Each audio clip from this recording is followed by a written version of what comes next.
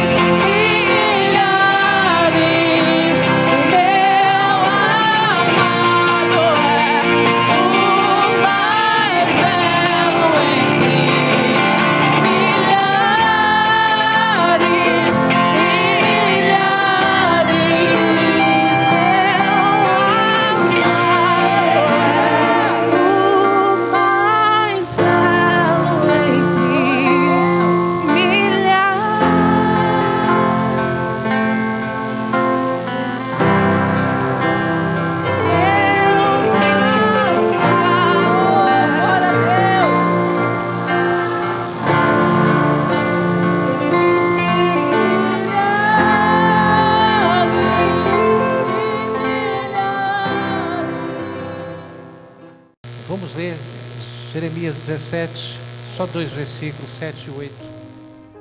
Bendito o homem que confia no Senhor e cuja esperança é o Senhor.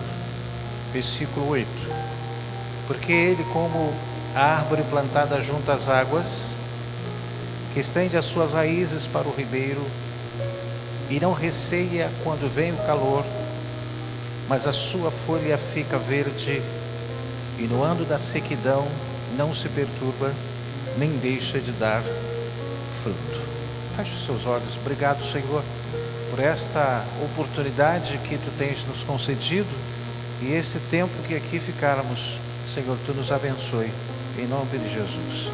Amém. Pode sentar. Obrigado por você. A gente sabe, você sabe, que o projeto de Deus é a eternidade para o homem, quando Ele criou o primeiro homem, Adão, e depois formou a mulher. O objetivo era que a humanidade ela fosse eterna. Ela ia se multiplicando, mas havia uma eternidade. Mas houve um empecilho desastroso quando a serpente, o diabo incorporando-se numa serpente, mexeu com o ego da mulher. E a gente hoje na escola dominical estava falando sobre isso, que existe uma guerra entre nós com nós mesmos, que é a nossa razão e as nossas emoções. As nossas emoções, elas estão ligadas à nossa natureza humana, e a nossa razão está ligada ao nosso espírito, que é ligada ao Espírito de Deus. E há uma guerra muito grande. E aí a gente percebe porque que o diabo ele trabalha sempre num momento, principalmente no momento do culto, para que eu não me alimente através da sua palavra, fortaleça o meu espírito, encha a minha alma e domine a natureza. Por isso o diabo sempre atua. Uma criança chora, a sede aumenta, a bexiga enche. São situações que o diabo sempre usa para que eu quebre aquele raciocínio que eu estou tendo. Eu paro, levanto, volto. Quando eu volto, eu já estou em outra esfera. Então a palavra ela é de suma importância, porque ela alimenta e fortalece. E esse fortalecimento gera um controle, um domínio sobre a natureza humana. E a nossa alma precisa se encher, e ela se enche da palavra de Deus. O coração precisa estar cheio da palavra. Por quê? Para que ele não sinta tanta liberdade de inclinar-se para as coisas da carne. O salmista, ele diz assim: guardei a tua palavra no meu coração para eu não pecar. Porque o pecado ele começa no coração. Quando o coração tem muita liberdade, domina a razão. Mesmo que a razão dê um alerta, mas as emoções são tão dominadoras que ele acaba cedendo. E aí a carne, a natureza fala assim: não, depois você pede perdão. Só hoje. É assim que atua a nossa natureza humana. E se eu tenho a força e o renovo e a graça e o poder, e sou alimentado pela palavra de Deus, esta razão que a Bíblia fala que nós devemos oferecer a Ele, o culto racional, ter entendimento, viver uma vida de entendimento, que culto não é só aqui. Quando eu estou vivendo, quando eu estou tomando as minhas decisões, quando eu estou me relacionando com meus filhos, com a esposa, você com a sua família, você está promovendo a Deus um culto, onde Deus está presente. Mas aonde tem guerra, onde tem peleja, esse culto ele já está comprometido. Então eu preciso oferecer a Deus um tempo racional. E a minha vida precisa ser assim. Deus tinha esse projeto da eternidade para o homem, mas houve esse desajuste por causa da interferência do diabo na vida, na natureza daquela mulher. E aquela mulher, Deus falou para Adão, mas o diabo não falou com Adão. Por quê? Porque Adão estava com a palavra. Eva estava com a palavra de Adão. Adão falou assim, Deus falou assim que a gente não pode nem encostar nesse troço aí não. Então o diabo não se atreveu até chegar até Adão. Ele usou a mulher e instigou a mulher que ela desejasse. Ele instigou o seu orgulho. Você vai ser igual a ele. Olha como é que ela é gostosa, olha como é que é saborosa. E a Bíblia fala que ela desejou comer e desejou ter a mesma inteligência de Deus. O seu orgulho derrubou aquela mulher e ela entregou para Adão. Adão não questionou e comeu. E aí a história todo mundo já sabe. Mas Deus estabeleceu esse projeto de eternidade e a gente não sabe, às vezes a gente não conhece 1/3, 10%, vamos dizer assim, daquilo que Deus quer para a gente. E aí quando houve esse desastre na natureza, na humanidade, Deus começou a inspirar homens para escrever. E o primeiro foi Moisés. Moisés, ele recebeu as tábuas da lei, mas Moisés foi o escritor dos 5 primeiros livros da Bíblia, inspirado por Deus. Deus começou a verbalizar a sua vontade, o seu querer, estabelecendo regras, estabelecendo caminhos, estabelecendo princípios, para que nós pudéssemos reencontrar o caminho que perdemos. Já fala que o homem pecou e foi destituído, quer dizer, perdeu o rumo, perdeu o foco, perdeu a direção, perdeu o caminho. E aí Deus começou a estabelecer e inspirou muitos homens e algumas mulheres para redigir essa biblioteca, 66 livros, essa enciclopédia, 66 livros. Deus estabeleceu, são 33 mil versículos, são 8.000 promessas. Quantas você conhece?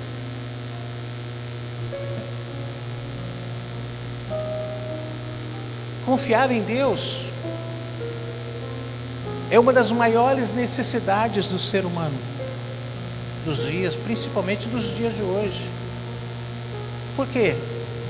O projeto de Deus é tão intenso e ele não desistiu da raça humana,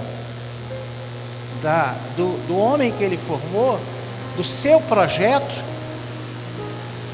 que a Bíblia fala que o primeiro Adão fracassou e Deus estabeleceu o segundo Adão, que foi Jesus Cristo. Então, quando Jesus ele é considerado como o segundo ou último Adão, é porque Deus não desistiu do seu projeto, projeto de eternidade para os seus, para o homem. Nós estamos vivendo num mundo extremamente estressante, inseguro. Colocar a esperança no Senhor é muito mais que um simbolismo, é uma necessidade real e urgente. Saiba que a nossa única esperança, ela é o Senhor. A gente espera muitas de outros, mas a nossa esperança viva, aquele que não falha é Ele. Quantas pessoas já te fizeram promessas e na hora H ele fala assim, não, olha, não vai dar. Eu disse, mas não vai dar. Você esperou e você frustrou-se, porque você espera em alguém. Não, nós temos que esperar no Senhor. A esperança a nossa confiança não é só confiar, é esperar nele. Porque tem gente que confia, não, eu sei que Deus é poderoso, mas não espera nada dele. Fala assim, mas por que você não espera nada do Senhor? Não, porque meu problema é muito difícil. Confia, mas não espera dele. Tenta resolver ao seu bel prazer. A nossa esperança, ela precisa ser o Senhor, não só a confiança, mas também a esperança. Isso, Jeremias diz, bendito o homem que confia no Senhor e cuja esperança é o Senhor. Nós devemos confiar, devemos crer, devemos descansar em Deus, nos seus propósitos, nas suas diretrizes para cada um de nós. Aprendemos algo de extrema importância com a palavra de Deus. O Senhor Jesus jamais fica devendo nada para ninguém. Muitas vezes, por causa do pecado que nós cometemos, pelas escolhas que fazemos, Eva pecou pela escolha. Ela escolheu ouvir a voz da serpente. Então, os pecados que cometemos são por causa das escolhas que fazemos. São más escolhas. Nós não avaliamos se é isso que Deus se agrada, é isso que Deus estabeleceu para mim, e eu faço a minha escolha. E aí eu peco por causa das minhas escolhas. E passamos a colher sofrimentos que poderiam ser evitados. Criamos bloqueios emocionais. Por quê?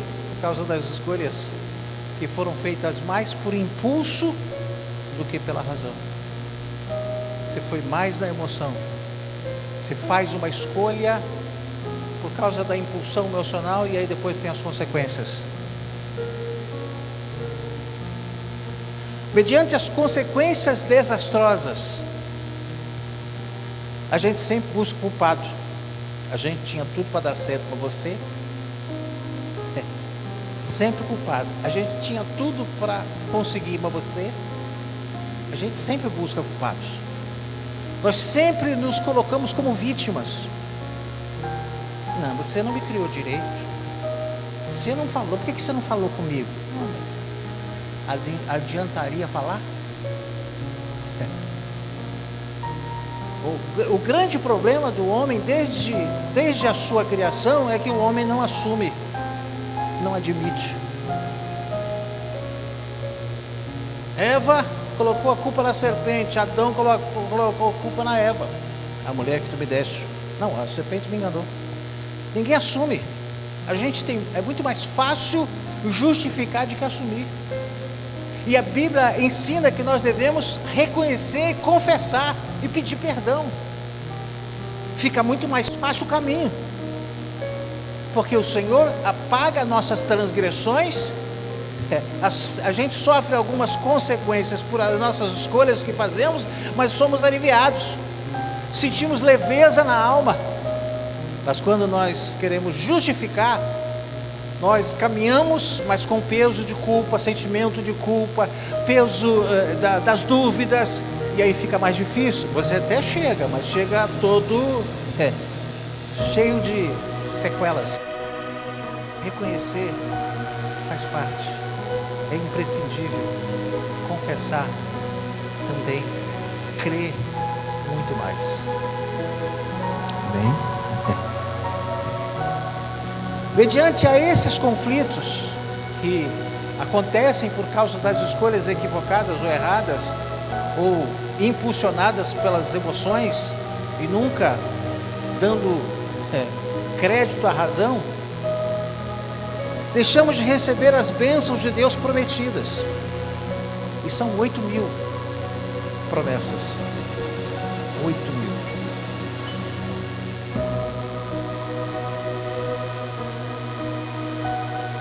E aí as coisas elas começam a desandar. Deus nos concedeu o livre-arbítrio. E nós exigimos que ele seja respeitado. Não, eu sei o que estou fazendo. Mãe, já estou com 15 anos. E agora está pior. Mãe, já estou com 11 anos, sei o que eu quero. Livre-arbítrio. Faz uso de uma forma indiscriminada e inconsequente. E aí, por isso, estamos vivendo nesse quadro caótico da humanidade. Nós temos o direito da escolha, mesmo que na maioria das vezes essas escolhas traduzem em desobediência ao Senhor. Muitas pessoas, por causa dos sofrimentos na vida, por causa das perdas, por causa das escolhas erradas, começam a contrair enfermidades, tragédias, as suas esperanças se desvanecem. E muitas dessas pessoas nem sequer acreditam mais na existência de Deus. Deus não existe nada. Olha o que eu estou passando. Você está passando por causa da sua escolha que você tem feito. Deus não falou para você fazer isso. Você fez sem consultar Deus. Você fez sem consultar seus pais. Você fez sem consultar alguém que era autoridade sobre você. As suas escolhas levam às consequências. Ninguém é culpado pelas suas escolhas. Pelas minhas escolhas, ninguém é culpado. O homem foi criado para ter comunicação, comunhão, amizade e intimidade com Deus. No começo era literalmente assim, mas com a desobediência, o pecado adentrou e arruinou toda a interatividade de Deus com o homem. O homem foi destituído, se afastou, foi se afastando. Paulo, escrevendo aos Romanos, capítulo 3, versículo 23, diz: porque todos pecaram e destituídos, afastados, distanciados, eles estão da glória de Deus. Jesus, ele veio por causa do projeto de Deus de implementar a eternidade para o homem, mas com ele, que a eternidade ela não acabou, ela existe, mas o problema é que a eternidade que ele quer é com ele, não é sem ele. A vida é eterna, com ele ou sem ele. Sem ele, a vida é uma vida eterna, considerada morte, afastado de Deus por completo. Jesus veio para nos ligar novamente a Deus e sermos reconhecidos novamente como filhos dele. Por isso, Jesus é importante, imprescindível, se você quiser retomar o caminho da vitória, o caminho da segurança, o caminho da esperança, o caminho dos resultados, o caminho das bênçãos. Você precisa ter Jesus como mediador, como divisor de águas, como a página virada. Se não for por ele, nada feito. Filosofias, nada. Podem ser bonitas, mas não nos levam a lugar algum. Mas o que será preciso fazer para confiar no Senhor? Já que escolhas nos distanciam, muitas coisas nos distanciaram dele. E receber força e encorajamento do seu espírito, nos momentos que a incredulidade quiser dominar. E a dúvida não é outra tradução de dúvida, incredulidade. Será? Resposta: quando passamos a compreender que Deus age de forma inesperada, é a razão para reconhecermos, que somos filhos. Deus tem providenciado tudo para mudar o curso da minha e da sua história. A nossa história está aí, mas a história que você está caminhando, a direção onde você está, aonde você vai chegar, aonde eu vou chegar, Deus sabe o que vai acontecer comigo amanhã, depois da manhã, mês que vem, o ano que vem, e Ele está tentando mudar o rumo da minha história, o meu trajeto, o meu caminho, porque esse caminho não vai te levar aonde você quer, mas não vai também levar aonde que eu quero que você esteja. Então eu vou tentar mudar a sua rota, e é pela palavra. É pelo Espírito Santo, o Espírito Santo que convence o homem do pecado, da justiça e do juízo. Saiba que Deus não opera de acordo com as nossas diretrizes,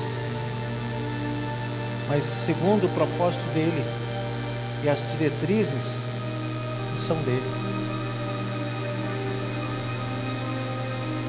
Estou sendo rápido. Vejamos alguns pontos, para que possamos viver confiando no Senhor, e a nossa esperança também ser no Senhor. Primeira coisa, precisamos saber quem é Deus. Muita gente olha Deus como um ser perigoso, porque ele já viu um trecho que fala que Deus é fogo consumidor. Meu Deus.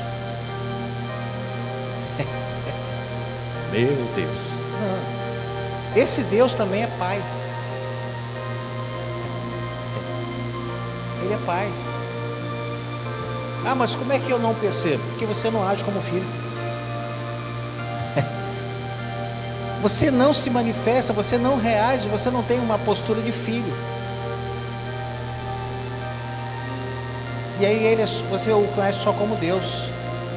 Mas procure conhecê-lo como filho, como pai. Você filho e ele pai.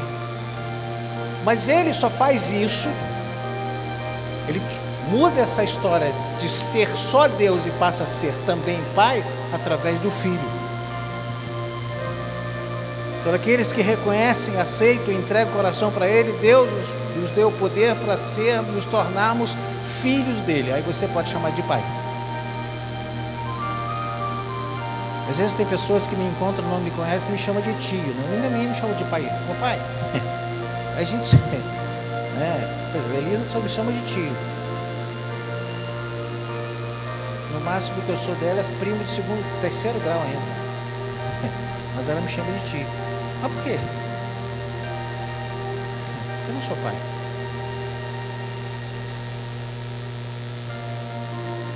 E as pessoas só agem como filho quando considera o pai. Você nunca vai chamar Deus de pai se você não o considera como pai. Você só o considera como Deus. É aquilo que eu considero, aquilo que é, e não aquilo que eu acho. A gente vive muito de achismo. Vive de achismo, perdido, desorientado. Quem Deus é, não há outro. Isaías, no seu capítulo 45, ele diz assim, versículos 5, 6, depois do 9: eu sou o Senhor, e não há outro, além de mim, não há Deus. Eu te cingirei, ainda que não me conheces. Ele falou com o rei Ciro, ainda não, mas Deus estava com um propósito com a vida dele. Para que saiba até o nascente do sol, até o poente, que além de mim não há outro. Eu sou o Senhor e não há outro. Versículo 9: lembrai-vos das coisas passadas da antiguidade, que eu sou Deus, e não há outro. Eu sou Deus, e não há outro semelhante a mim. Não adianta nós recorremos a outro que parece com Deus, mas igual a Deus não há ninguém. Aleluia. Ele é único, ninguém, não há semelhante a Ele. Pode se manifestar ou se identificar como um Deus sem ser, mas semelhante a Ele, ao nosso Deus, não é. Deus é o primeiro e o último. Lá em Apocalipse capítulo 22, versículo 13, ele diz assim: eu sou o Alfa e o Ômega, o primeiro e o último, o princípio e o fim, e não há outra escolha. Ele é começo, fim. Ele é o primeiro e o último. não há outro, é só Ele, aleluia. Deus é a expressão da verdade. A gente busca a verdade. Apesar que os dias de hoje as pessoas estão transformando a verdade em mentira e a mentira em verdade. Mas Ele é a expressão da verdade. Números capítulo 23, versículo 19 diz assim: Deus não é homem para que minta, nem filho do homem para que se arrependa. Porventura, tendo Ele prometido, não o fará? Ou tendo falado, não o cumprirá? Não há outro, Ele é a verdade.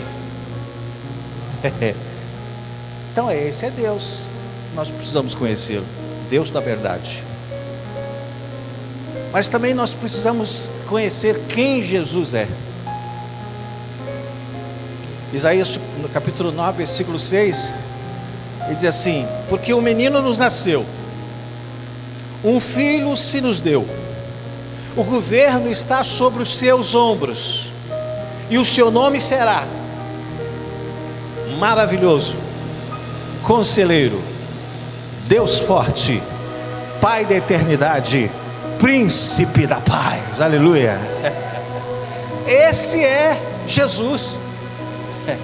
Mas eu preciso saber quem Ele é. Eu preciso saber quem Deus é, quem Jesus é, porque eu estou colocando as minhas expectativas daquilo que perece, daquilo que não vai se estender, não vai se sustentar. Mas Deus, Ele é poderoso, Jesus é maravilhoso, Deus forte, Pai da eternidade, Príncipe da paz. Ele está aqui neste lugar, aleluia. Ao Senhor seja a glória, ao Senhor seja a honra, porque Ele é. Aí que hora você, às vezes a pessoa chega para você e diz: mas será que Ele vai resolver? Você fala assim: minha filha, Ele é. Mas será que vai ter resultado para minha solução, para o meu estado? Você pode dizer para ele: não, fica tranquila, porque Ele é. Ele é maravilhoso, Ele é poderoso, Ele é. Jesus foi aquele que pagou o alto preço por cada um de nós. Paulo, escrevendo a carta primeira ao povo de Corinto, capítulo 6, versículo 20, disse: porque fostes comprado por preço, agora pois glorificai a Deus no vosso corpo. Olha a briga. A gente fala assim: mas Deus quer só o nosso coração. Mas o coração está ligado à natureza. Nossas inclinações do coração são por causa da natureza. Então eu preciso ter essa convicção. Eu preciso glorificar o Senhor também na minha natureza, no meu corpo. Sabemos quem Deus é, sabemos quem Jesus é, mas precisamos saber quem é o Espírito Santo, quem o Espírito Santo é. O Espírito Santo é o Espírito da verdade. Eu assim fico olhando assim, quando você está num meio de um grupo de pessoas que estão pregando, vivendo, louvando a verdade, o Espírito da verdade se manifesta. Se manifesta. Você não tem dúvida. Ah, mas será? Não, eu estou sentindo uma coisa diferente. O que está acontecendo? O Espírito da verdade está se manifestando. João capítulo 16, versículo 13. Jesus diz assim: quando vier, porém, o Espírito da verdade, o que Ele vai fazer? Algumas coisas. Ele vos guiará a toda a verdade, porque não falará por si mesmo, mas dirá tudo o que tiver ouvido, vos anunciará as coisas que hão de vir. Então o Espírito Santo é aquele que guia. Você tem a Bíblia, e a Bíblia às vezes não te esclarece. Senhor, o que eu vou fazer? O Espírito Santo vai te guiar. Ele, porque Ele também ensina, Ele é mestre. O Espírito Santo, Ele é consolador. João capítulo 14, versículo 16, assim: eu rogarei ao Pai e Ele vos dará outro Consolador, a fim de que estejais para sempre convosco. Você pode dizer assim: o Espírito da verdade está comigo.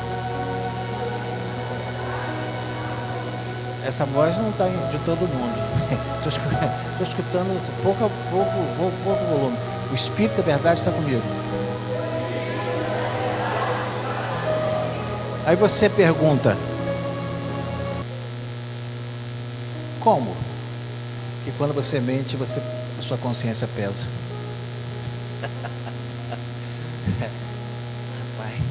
Aí quando você mente, você não olha nem para o olho. É verdade, eu estou falando a verdade. Nem olha. Porque os olhos, eles não mentem. E aí a gente tem esse peso de consciência por causa do Espírito da verdade. Ele pesa na nossa alma.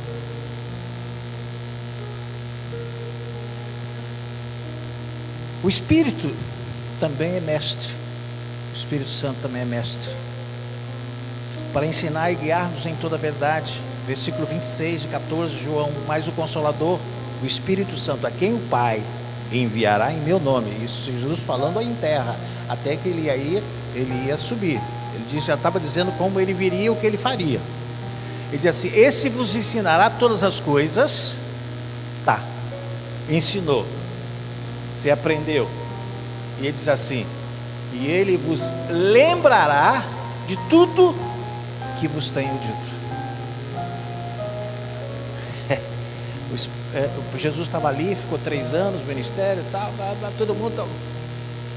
Quando Pedro negou Jesus, o Espírito da verdade se manifestou. Disse: caramba, o galo cantou. Ele lembrou: caramba, besteira. Quando Judas traiu Jesus, ele disse: caramba, o que eu fiz? Ele teve remorso. Ele achou que ele fez uma coisa tão séria que ele achou melhor dar cabo da sua própria vida, e foi lá e se enforcou. Esse é o Espírito da verdade. As pessoas, elas falam, tem gente que fala a verdade como se fosse mentira, e tem gente que fala mentira como se fosse verdade, e aí você fica meio confuso. Por isso que nós precisamos ter o Espírito da verdade dentro de nós. Diz: não, isso não é verdade, não é isso, não é isso aí que você está dizendo. Sabe por quê? O Espírito da verdade está dentro da gente, e aí nos dá o quê? Discernimento. Paulo diz que aquele que é espiritual, que tem o Espírito guiando, ensinando, ele discerne bem todas as coisas, e por ninguém é discernido. E aí a pessoa fala assim: como é que você sabe? Discernimento espiritual. Quem te falou? Discernimento espiritual. Se você não quer viver enganado ou enganada, verticalize a sua vida com Deus. O Espírito Santo vai te ensinar, vai te guiar, vai te lembrar e vai te mostrar. É assim que é Deus, é assim que é Jesus, é assim que o Espírito Santo. Nós temos tudo para viver uma vida vitoriosa. Sabe por quê? Porque temos um Deus que é Pai, temos um Jesus que pagou um preço alto por nós, nos comprou, verteu o sangue, nos redimiu, e temos o Espírito Santo que nos guia, que nos ensina e que nos conforta, que nos consola e que nos faz lembrar de todas as coisas. Olha aí, você tem tudo. Precisamos saber quem somos. Você sabe quem você é?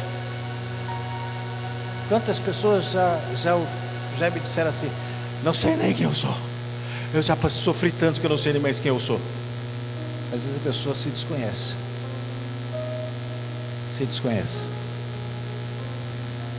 Jeremias 17:9, texto conhecido: enganoso é o coração, mais do que todas as coisas, desesperadamente corrupto. Por quê? Porque está ligado à natureza.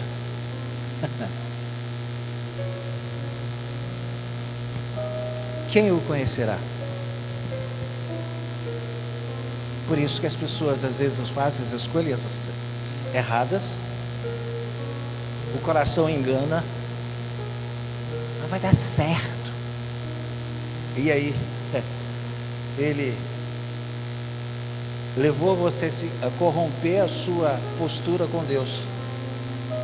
E aí, você diz, meu Deus, o que eu fiz?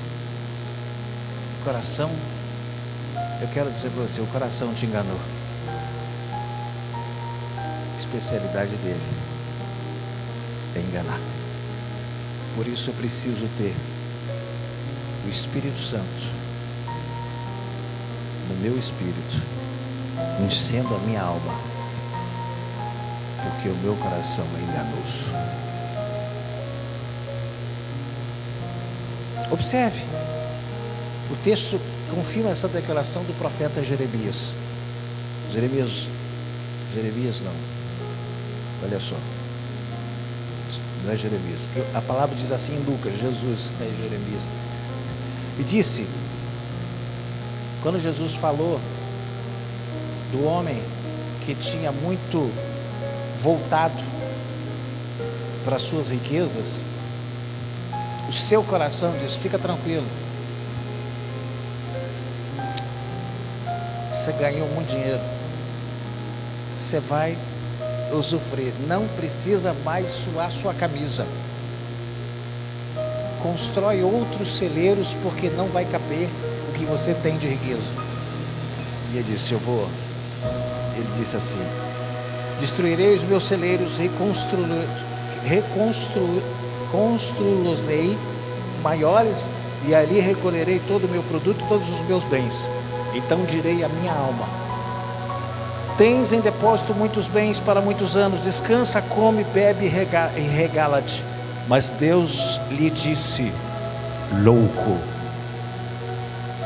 esta noite te pedirão a tua alma, e o que tu tens preparado para quem será? Quem vive com o coração, pelo coração, vive sempre sendo enganado. O coração, ele é enganoso. Saiba uma coisa, a Bíblia fala que que nós somos como fumaça que desvanece.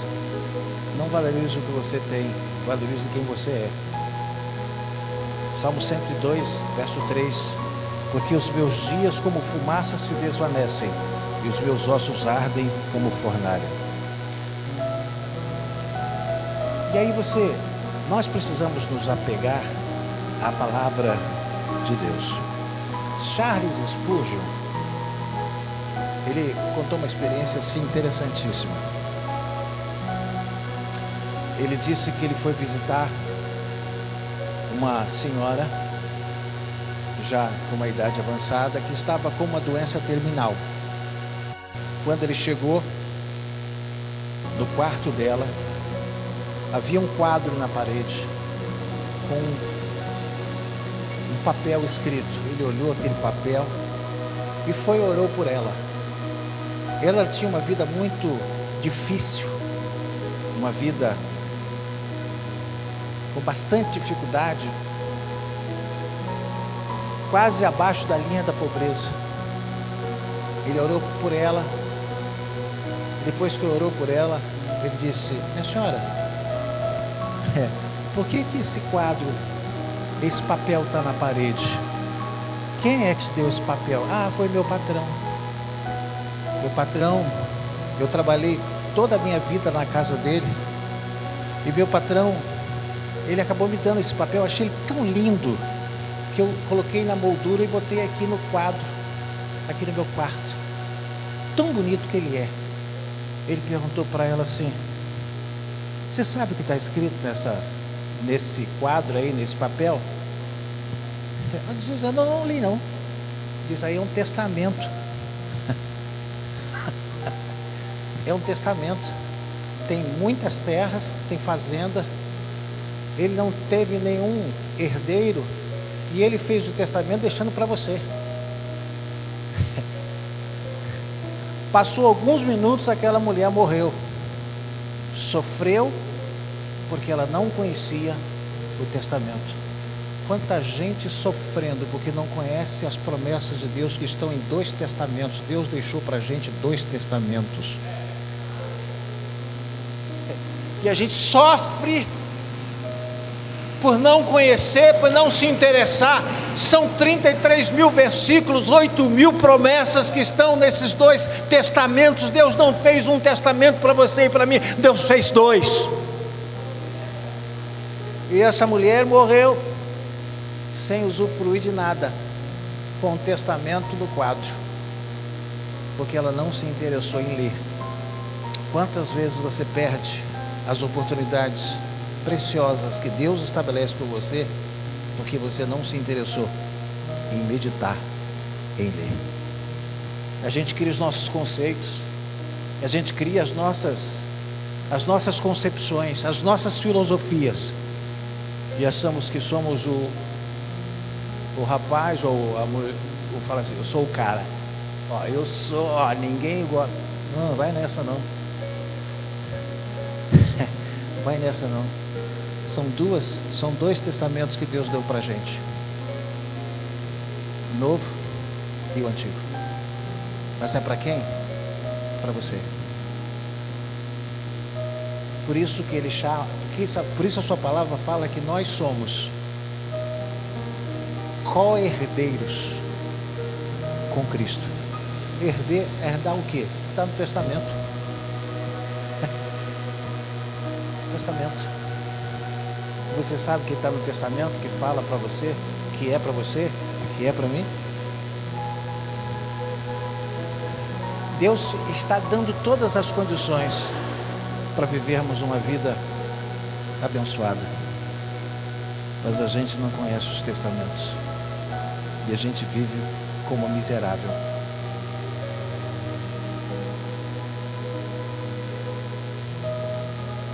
A gente vive de uma forma miserável, reclamando, murmurando. E diz, está murmurando para quê? A minha graça te basta, o meu poder se aperfeiçoa na fraqueza. E eu deixei para vocês 2 testamentos. Vamos ficar em pé?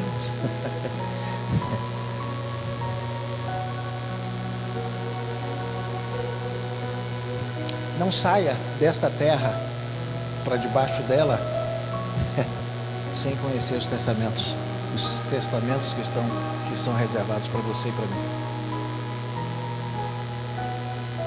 Feche os seus olhos, por favor.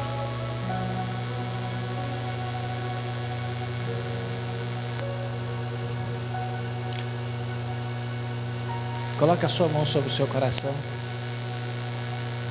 Coloque a sua mão assim. Eu vou só orar para o seu coração, tá? Não precisa você abrir a sua boca, não.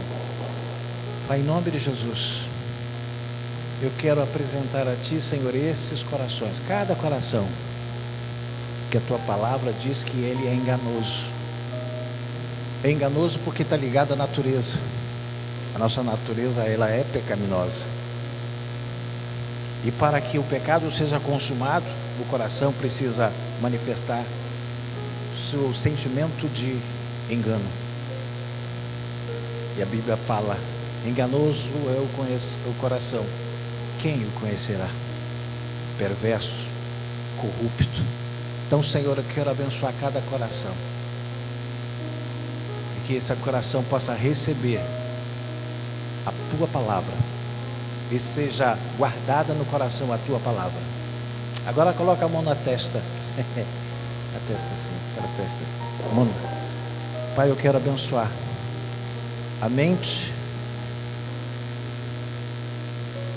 dos Teus filhos, da minha mente, que ela possa receber todas as instruções, toda a capacitação, todo o entendimento, para que eu possa liberar para o meu coração tudo aquilo que eu tenho entendido a respeito da Tua vontade, do Teu querer e da preciosidade que és o Senhor. Então, Senhor, eu quero abençoar cada mente, eu quero abençoar cada coração, em nome de Jesus Cristo. Amém. Agora faz assim, ó. Tá? Mente, coração, agora as mãos. Pai, seja abençoado essas mãos que tu deste a cada um de nós, para que ela possa manusear a tua palavra, para que ela possa exercer uma demonstração vinda da razão que domina o coração, para que o teu nome seja glorificado. E eu quero abençoar também os pés, aonde eles colocarão esses pés, o teu nome possa ser glorificado. Então, Senhor, esta vida seja direcionada, cuidada pelo teu Santo Espírito. E tu és Deus, o nosso Pai, Filho, Espírito Santo. Nós estamos aqui para a glória de Deus Pai. Uma salva de palmas para o Senhor. Bem forte, porque é para o Senhor. Aleluia. A graça de nosso Senhor e Salvador Jesus Cristo, e o amor de Deus nosso Pai, e as doces consolações do Espírito Santo estejam com todos, hoje e sempre. E a igreja diga amém. Deus abençoe você.